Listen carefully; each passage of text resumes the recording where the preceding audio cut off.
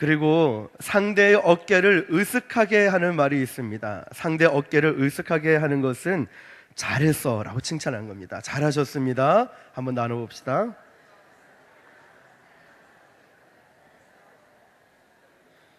그리고 또 있습니다. 화해와 평화를 이루는 아주 좋은 단어가 있는데 내가 잘못했어. 우리 한 번 더 나눠볼까요? 내가 잘못했어.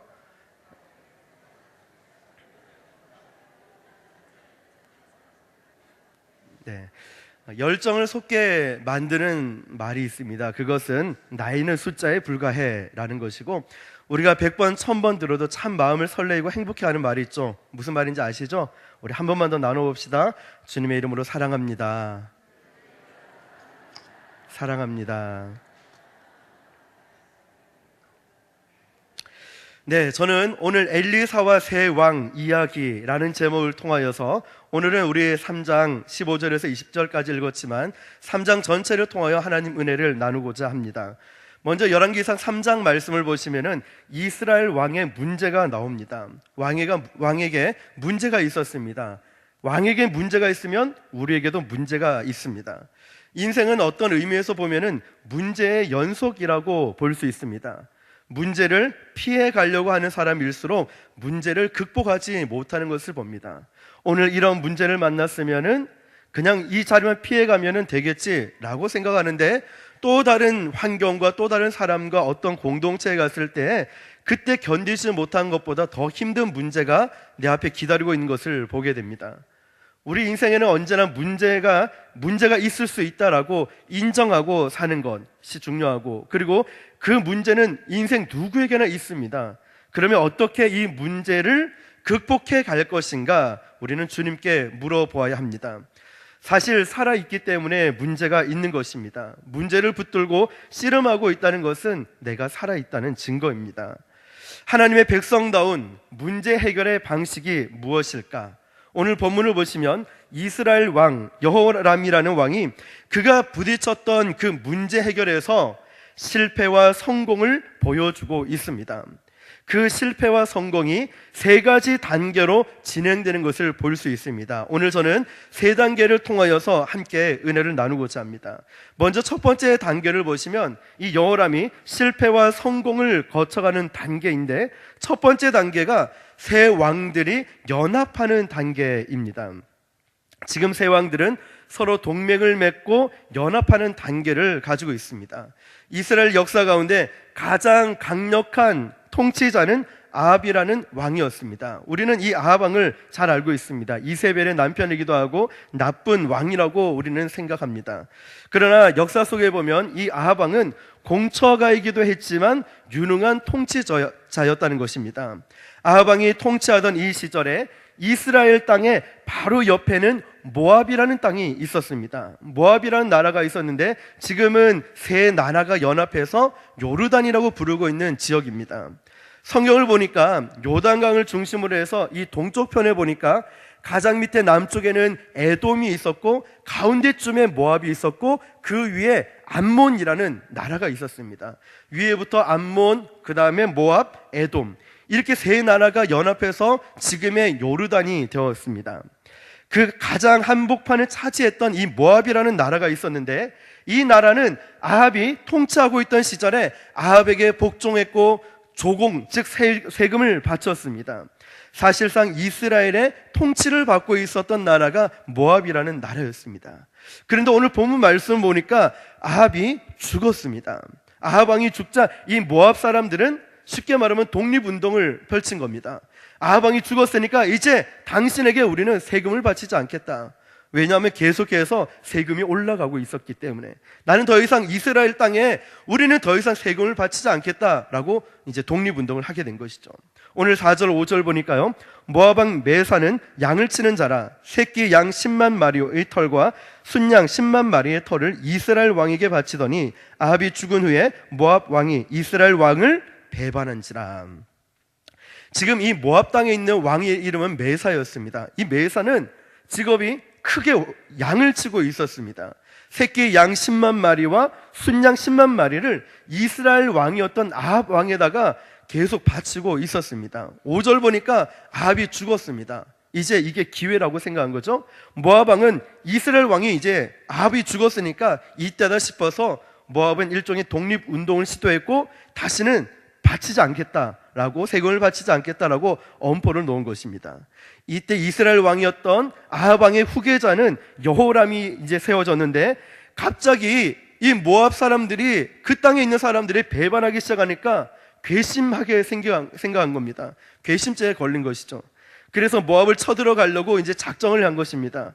그런데 아무리 생각해봐도 이스라엘 왕, 이스라엘 땅 혼자의 힘으로 모압을 침략하기에는 조금 역부족이겠다라고 생각한 것입니다. 그래서 생각한 것이, 그러면 연합군을 만들어서 힘을 합쳐서 저 모압 땅을 쳐야 되겠다라고 생각해서, 자신의 위에는 북이스라엘 땅이었고 그 밑에 있는 남유다, 유다 왕과 연합을 해서 모압 땅을 치기로 작정한 것입니다. 그래서 이제 모압 땅을 쳐들어가려고 생각해 보니까 길이 두 가지 길이 있었던 겁니다. 하나는 사해를 중심으로 위쪽으로 가는 방법이 있고, 사해를 중심으로 밑으로 남쪽으로 가는 방법이 있었습니다. 사해를 중심으로 북쪽으로 가려다 보니까 위에는 그 당시 강대국이었던 시리아가 딱 지키고 있으니까 아무래도 불편한 거예요. 그래서 남쪽으로 쳐들어가기로 작정을 했습니다.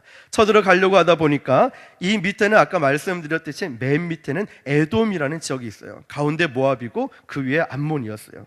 그래서 이 에돔을 통과해서 가야 되니까 에돔에게도 제시를 한 겁니다.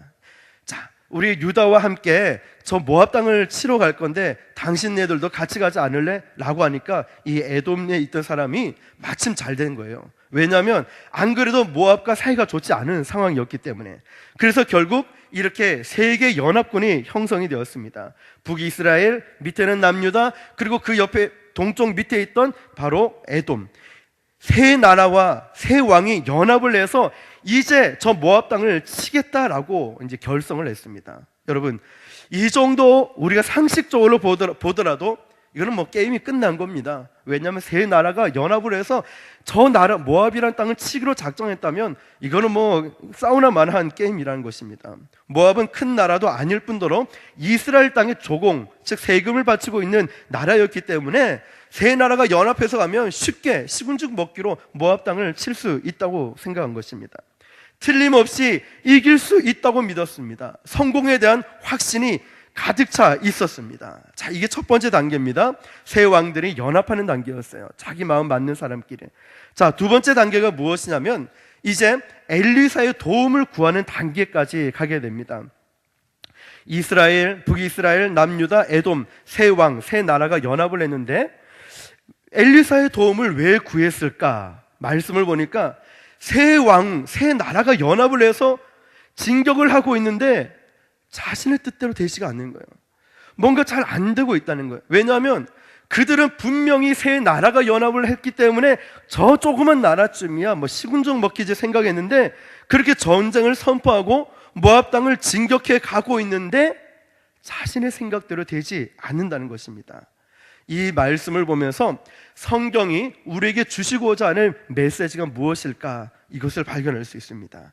아무리 우리가 외적으로 보이는 완벽하고 강력한 준비가 되어 있고 모든 환경이 다 조성이 되어 있고 이길 수밖에 없는 조건을 가지고 있다 할지라도 그 배후에 하나님의 손길이 함께 하시지 않는다면 그것은 결코 승리를 보장할 수 없다는 것입니다. 믿으십니까?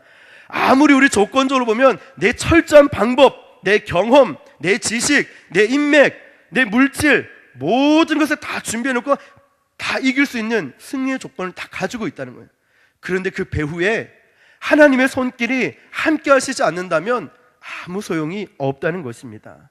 우리가 아무리 하나님의 이름으로 하나님의 백성이 무엇을 시도한다 할지라도 그 배후에 하나님이 함께 하시지 않고 역사하시지 않는다면 결코 승리를 보장할 수 없다는 것입니다. 믿으십니까? 그러므로 우리가 기억해야 될 것이 모든 역사의 주관자 되시는 하나님만을 기쁘시게 하는 저와 여러분 되시길 예수님의 이름으로 축복합니다. 오늘 말씀 9절을 보니까 문제가 발생한 거예요. 어떤 문제가 발생했냐면 9절 말씀을 보면 이스라엘 왕과 유다 왕과 에돔 왕이 가더니 길을 둘러간 지 7일의 군사와 따라가는 가축을 먹일 물이 없는지라.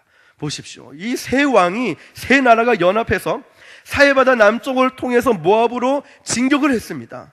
7일 동안, 일주일 동안 열심히 진격을 하고 갔는데 일주일 만에 그들 앞에 문제가 생긴 겁니다. 무슨 문제입니까? 물이 없다는 거예요. 제일 중요한 물이겠죠. 북쪽에는 괜찮은데 남쪽 지대는 사막 지대가 많았습니다. 사막이 있기 때문에 무엇이 없었습니까? 물이 없다는 거예요. 무더운 날씨일수록 물이 필요하지 않겠습니까? 이 세 나라가 연합을 해서 계속 7일 동안 행군을 했는데 물이 없다는 것이에요. 아마 이들은 생각지도 못했을 겁니다. 자신들은 분명히 이길 것이라는 확신을 갖고 장담하면서 그렇게 갔을 겁니다. 그런데 자신들의 생각과 전혀 다른 뜻밖의 문제를 만나게 된 것입니다. 그들은 당황하기 시작했습니다. 결정적인 문제가 일어난 것입니다. 아무리 세 나라, 세 왕이 모였다 할지라도 이건 어쩔 수가 없다는 것입니다. 그것을 연합을 주도했던 이스라엘 왕도 당황하기 시작합니다. 그래도 이스라엘 나라의 왕이니까 하나님을 아는 사람이었어요. 그런데 이 이스라엘 왕은 가장 중요한 실수를 범한 것이란 겁니다. 우리는 잘 알고 있죠. 가장 먼저 하나님께 기도하고 묻고 그 다음에 연합군을 추진해 나가야 되는데 하나님께 묻거나 기도하거나 전혀 하나님을 의식하지 않고 자신의 의지와 생각대로 진행한 것입니다.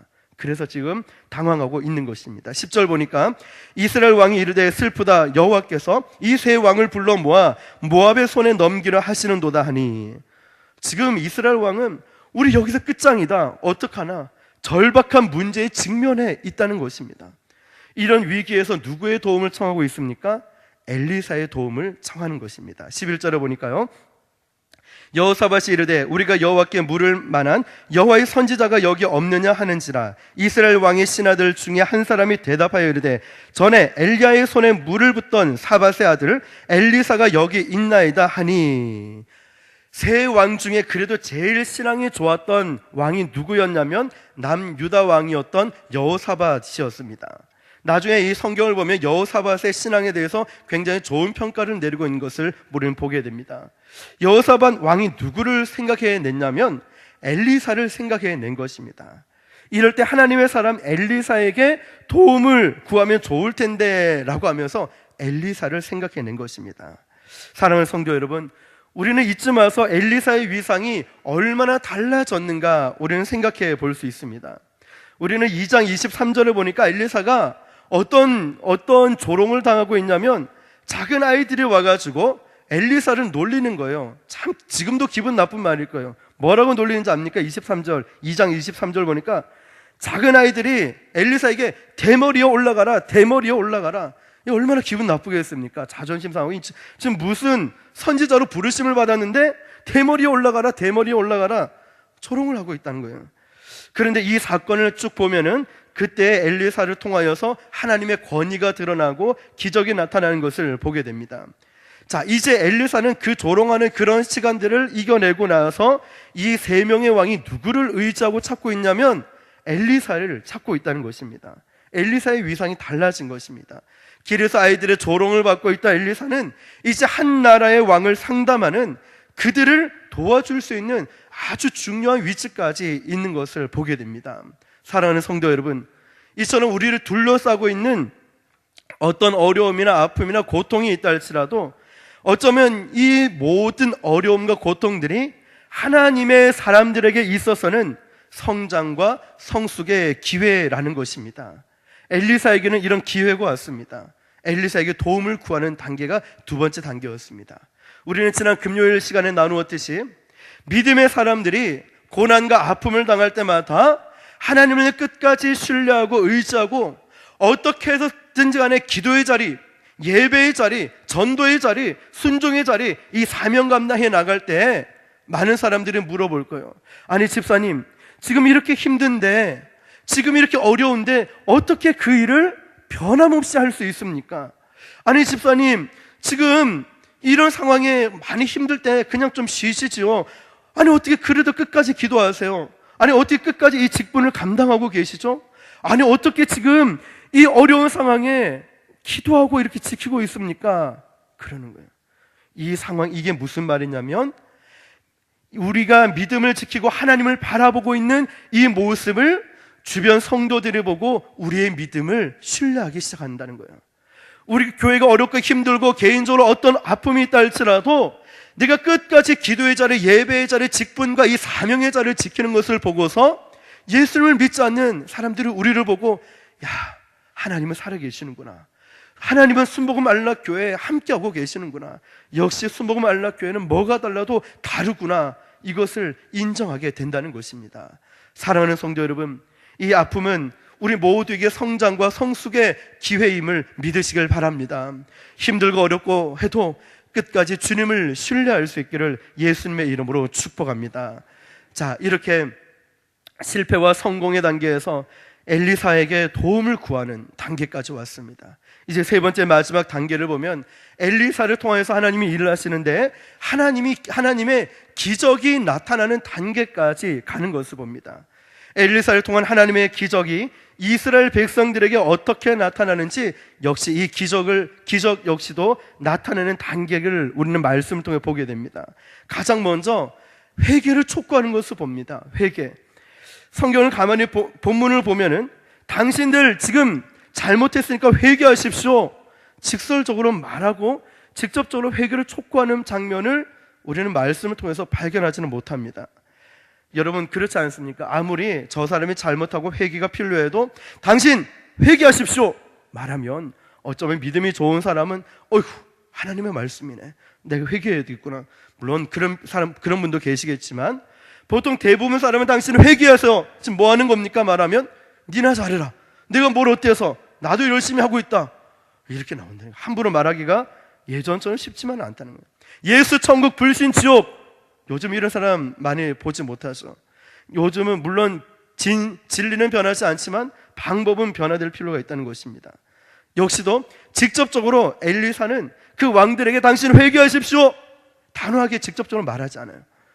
때로는 간접적으로 깨닫게 하는 것이 필요하다는 것이죠. 나단 선지자도 다윗에게 바로 회개하라고 말하지 않았습니다. 다윗이 하고 있는 악한 일이 무엇인지를 그 이야기를 풀어서 얘기해 주었습니다. 다윗이 흥분해서 이야기를 합니다. 아니 어떻게 그런 부자가 남의 집 양을 뺏을 수 있습니까? 얘기했을 때 나단 선지자는 말하죠. 왕이요, 당신이 바로 그 사람입니다. 다윗은 깨달았다는 것입니다. 엘리사도 지금 비슷한 방법을 쓰고 있습니다. 13절 보니까 엘리사가 이스라엘 왕에게 이르되 내가 당신과 무슨 상관이 있나이까? 당신의 부친의 선지자들과 당신의 모친의 선지자들에게로 가소서 하니 이스라엘 왕이 그에게 이르되 그렇지 아니하나이다. 여호와께서 이 세 왕을 불러 모압의 손에 넘기려 하시나이다 하니라. 지금 엘리사는 당신의 부친의 선지자, 당신의 모친의 선지자에 있지 않습니까? 그들에게 부탁해 보십시오 말하는 거예요. 다시 말하면 여호사밧의 부친의 선지자는 하나님을 믿는 것이 아니라 바알 선지자였어요. 즉 우상을 믿고 있었던 것입니다. 그 우상 선지자들에게 한번 물어보십시오라고 말하고 있는 거예요. 왜냐하면 이스라엘 왕이 아직도 우상 속에 빠져 있기 때문에 아직도 깨닫지 못하고 오늘 오전에 원로 목사님 말씀처럼 하나님과 세상과 양다리를 걸치고 있다는 거예요. 완전히 빠지진 않았는데 그렇다고 완전히 하나님 안에 들어온 것도 아니라는 거예요. 지금 이스라엘 왕이 아직도 우상 숭배에서 벗어나지는 못하고 있다는 거예요. 그러니까 뭐라고 말합니까? 그렇지 않습니다. 여호와께서 우리 세 왕을 불러 모압에게 붙이려는 것 같습니다 라고 이야기합니다. 위기에 직면했을 때 보니까 내가 잘못했구나, 이것이 하나님의 징계이구나, 이것을 깨달았다는 거예요. 왕의 체면에도 불구하고 이 정도로 인정할 수 있다는 것은 이스라엘 왕이 지금 후회하고 있는 것을 보게 되는 거예요. 사실 3장 2절을 보니까 처음부터 이스라엘 왕이 죄를 지적하는 것을 봅니다. 그가 여호와 보시기에 악을 행하였으나, 여호와 보시기에 악을 이미 행하고 있었다는 거예요. 그의 부모와 같이 하지는 아니하였으니 이는 그가 그의 아버지가 만든 바알의 조상을 없이 하였습니다. 아버지 아합처럼 악하지는 않았어요. 아버지 아합처럼 악하지는 않았는데 아합 정도로 우상 숭배도 하지 않았어요. 그러나 여전히 우상 숭배에 빠져 있는 것을 볼 수 있다는 거예요. 여러분 어쩌면 우리는 나는 저 사람만큼 나쁘진 않아, 난 저 사람만큼 그렇게 거짓말하지 않고 저 사람처럼 사기치고 거짓말하지 않아 라고 말할지 모릅니다. 상대적으로 비교하죠.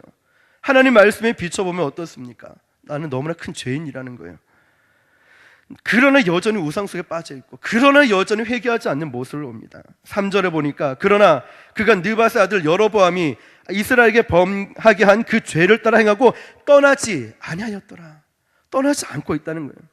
부분적으로 겉으로 보이는 것만 우상을 없앴지만 완전히 없애지 않고 타협하고 있다는 것입니다. 아직도 하나님 편에 온전히 서 있지를 못하고 있다는 겁니다. 전쟁을 치르면서도 그 다급하고 위급한 상황에 있음에도 불구하고 하나님을 온전히 의지하지 않고 행동하고 있다는 것입니다. 저와 여러분들의 모습은 어떻습니까?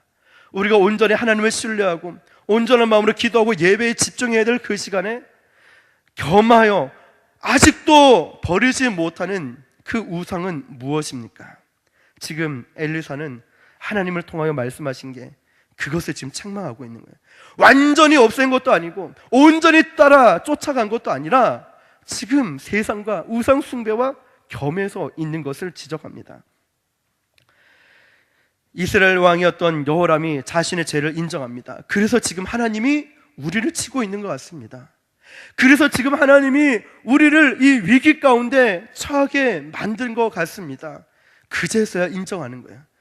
그 위기에 직면하자마자 막다른 골목, 절망 가운데 도저히 아무런 방법도 생각나지도 않고 막다른 골목에 오니까 맞습니다. 하나님이 이제야 우리를 치고 우리를 정신 차리게 만들고 있는 것 같습니다. 그래서 우리가 이 위기 가운데 있는 것 같습니다 라고 말했다는 거예요. 사랑하는 성도 여러분, 여호람은 자신의 죄를 인정했어요. 모압에 쳐들어와서 자기 자신이 죽는 걸 걱정한 게 아니라 지금 엘리사와 여호람이 지금 대화 내용은 무엇이냐면 하나님과 이스라엘 왕과의 대화를 하는 거예요. 하나님과의 관계가 지금 엉망으로 막 되어 있다는 거예요. 지금 이 관계 회복을 대화하고 있다는 겁니다. 자신의 죄를 인정했습니다. 자신의 죄를. 그것이 기적의 시작입니다. 내 죄를 인정하고 내 자신을 볼 때에 이게 바로 기적의 시작입니다.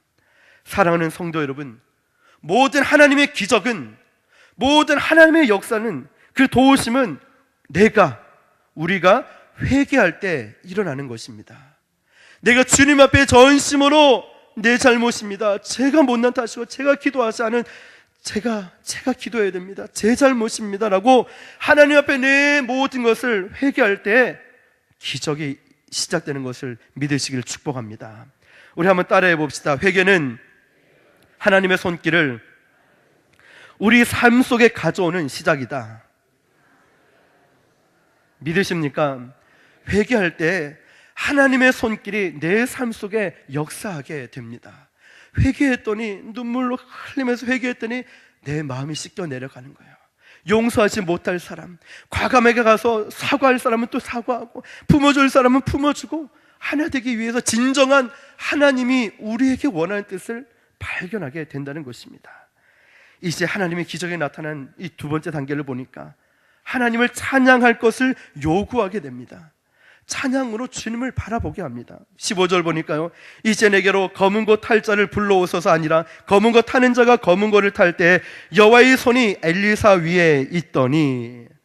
여러분, 이 말씀을 한번 보십시오. 검은 것 타는 자, 어쩌면 지금 처음에 당신이 회개해야 된다, 너희들이 지금 완전히 우상을 버리지 않고 어중간하게 하나님께 묻지도 않고 기도하지도 않았다, 너희들은 회개해야 된다, 회개를 얘기하고 있으면서 어쩌면 생뚱맞은 엉뚱한 요청을 하고 있습니다. 검은 것 탈 자를 불러라 라고 하는 거예요.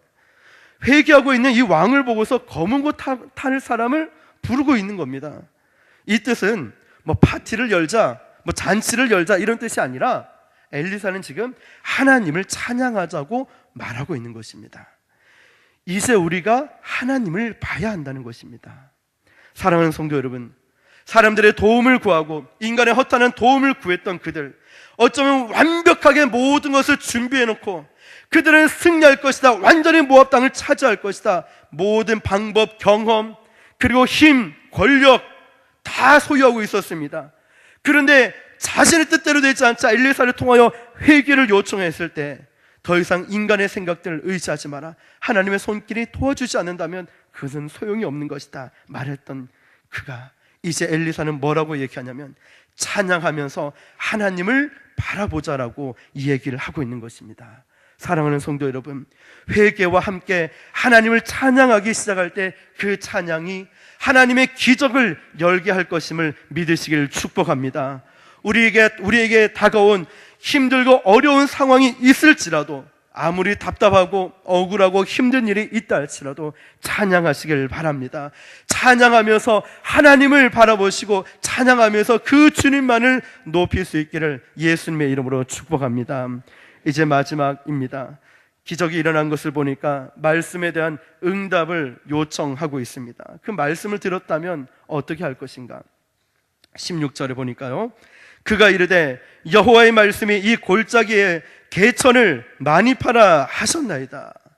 엘리사는 하나님의 말씀을 들었습니다. 엘리사는 지금 하나님의 말씀을 받았다는 거예요. 그 말씀을 받고 이 말씀을 왕들에게 전합니다. 뭐라고 전합니까?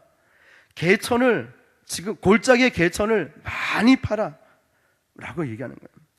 그들은 개천을 파기 위해서, 많이 파기 위해서 두 가지가 그들에게 필요했습니다. 한 가지는 그 말씀을 하나님의 말씀으로 믿어야 한다는 것입니다. 사랑하는 성도 여러분, 오늘 전해지는 이 말씀을 하나님의 말씀으로 믿으시길 축복합니다. 이 말씀, 만약에 이 엘리사가 말한 것에 이 세 왕들이 야, 지금 무슨 웃기는 말이야, 7일 동안 우리 물도 먹지 못하고 7일 동안 이렇게 기진맥진해서 가고 있는데 안에 좀 하늘에서 비를 내리게 한다든가, 아니 왜 귀찮게 또 땅을, 이 골짜기를 도대체 어떻게 파라고 이 힘도 없는 우리 시켜가지고 땅을 파게 만들어, 어쩌면 이런 반응을 볼 수도 있었을 것입니다. 그러나 이 세 왕들에게는 그러지 않았다는 거예요. 엘리사가 하나님의 말씀입니다, 하나님께서 이 골짜기에 개천을 많이 파라고 말씀하십니다 했어요. 그들은 어떻게 반응했습니까? 그들은 상식적으로 말이 맞지 않고 이해가 되지 않아도 엘리사가 말했고 하나님의 말씀으로 믿었습니다. 개천을 팠습니다. 믿고 순종했습니다. 사랑하는 성도 여러분, 아무리 어렵고 답답한 상황에도 우리가 귀를 열고 눈을 열고 영안을 열어서 하나님의 말씀을 들을 수만 있다면 우리는 살아납니다. 아무리 답답하고 힘들어도 우리가 이해가 되지 않아도 하나님 말씀을 믿을 수 있다면, 그 믿음이 있다면, 내가 이해가 되지 않아도 하나님 말씀이기 때문에 순종할 수만 있다면 그 어렵고 답답하고 고난 가운데 하나님의 기적의 역사가 일어날 것을 믿으시길 축복합니다. 골짜기에 개천을 팔아, 개천을 파라는 것입니다. 우리 한번 옆 사람에게 이렇게 나눠볼까요? 개천을 한번 파십시오. 개천을 파십시오. 어떤 개천인지 모르겠지만 그걸 파라는 겁니다. 하나님께서 저와 여러분들에게 상식을 벗어난 그런 요구를 할 수 있습니다. 그때는 우리는 하나님 말씀을 믿어야 됩니다. 내 상식에 어긋나고 내 방법에 어긋나고 내가 모든 것을 완벽하게 준비되어 있어도 과감하게 꺾고 하나님 말씀을 믿고 순종할 수 있기를 예수님의 이름으로 축복합니다. 이제 마지막 결과입니다. 20절 말씀을 함께 읽어보겠습니다. 20절 시작. 아침이 되어 소재에 들을 때 물이 에돔 쪽에서부터 흘러와 그 땅에 가득하였더라. 할렐루야. 이 결과를 한번 보십시오. 막 가슴이 뜨거워지지 않습니까? 아니 이해가 되지 않는데 무슨 골짜기에 개천을 파라는 말이야. 이게 무슨 말이냐, 이해가 되지 않았어요. 근데 팠어요. 믿고 순종했습니다. 지금 그들에게 무엇이 필요했습니까? 물이 필요했어요. 정확하게 그들에게 필요한 것은 물이 필요했습니다. 그런데 소재, 즉 예배를 드릴 때 에돔 쪽에서부터 물이 흘러 넘치는 겁니다. 에돔 쪽에서부터. 그들이 했던 것은 믿음과 순종이었어요. 믿음과 순종을 가지고 개천을 많이 팠다는 겁니다. 물이 넘치는 것을 한번 보십시오. 머릿속에 한번 그려보십시오. 와, 하나님께서 말씀하셨고 엘리사를 통해 말씀하셨고 우리는 순종만 했는데, 그 말씀은 믿기만 했는데 하나님께서 이렇게 역사하셨다는 것입니다. 오늘 이런 기적이 저와 여러분의 삶 속에 나타날 줄 믿으시길 주님의 이름으로 축복합니다. 내 인생에 개천을 팔 때, 믿음과 순종으로 개천을 팔 때 하나님의 성령의 생수가 몰려들 것을 믿으시길 바랍니다. 그리고 21절 이후를 보니까 모압 왕은 상황을 오판하고 갔다가 보기 좋게 패배하는 것을 보게 됩니다. 그리고 결국 북이스라엘, 남유다, 에돔 이 세 왕은 처음에 그들이 실패하고 그들이 잘못됐고 그들이 회개했고 그들이 결국 엘리사의 말을 듣고 이 단계들을 쭉 보십시오. 그 단계로 믿음으로 순종하고 나아갔을 때 하나님께서 그들에게 놀라운 승리를 보게 만들어 주셨습니다. 사랑하는 성도 여러분, 오늘 저와 여러분의 문제는 무엇입니까? 혹시 내가 문제 속에 부딪혀 있을 때 내가 어떤 잘못 때문에 더 큰 문제를 초래하게 되지는 않았습니까? 우리가 이 상황 가운데 한번 전심으로 내 자신을 돌아보며 그 문제 앞에 하나님, 제가 아무리 생각해도 저의 실수인 것 같습니다. 하나님, 제가 주님 앞에서 이렇게 마음 아프게 했군요. 이런 회개가 필요합니다. 사과해야 한다면 용기 있게 사과를 해야 되고, 용서해야 된다면 아무 조건 없이 용서해야 됩니다. 그리고 뜨겁게 사랑하는 것이 필요합니다. 자신의 모습을 정직하게 볼 수 있고 먼저 회개할 수 있어야 됩니다. 그리고 이 답답한 상황들만 바라보지 마시길 바랍니다. 이런 큰 문제만 바라보지 마시고 찬양하면서 주님만을 바라보시길 바랍니다. 주님의 말씀을 기다리십시오. 찬양을 통해, 기도를 통해, 예배를 통해 어떤 순간순간 주님이 나에게 뭐라고 말씀하시는지 귀를 기울이시고 한번 그 주님의 음성을 귀 기울여 한번 보십시오. 주님이 나에게 어떤 말씀을 주셨다면 그 말씀을 끝까지 신뢰하시고 붙드시길 바랍니다. 그 말씀 앞에 순종하시길 바랍니다. 그리고 믿고 그 믿음을 많은 사람들에게 증명해 보이시길 바랍니다. 사랑하는 성도 여러분, 믿음과 순종으로 우리의 삶의 개천을 파십시오. 놀라운 일들이 일어날 것입니다. 내 상식 아닙니다. 세상과 하나님과 겸한 것도 아닙니다. 온전히 하나님만을 신뢰하고 나아갈 때 우리의 삶에 하나님의 기적이 일어날 것을 믿으시기를 주님의 이름으로 축원합니다. 기도하겠습니다.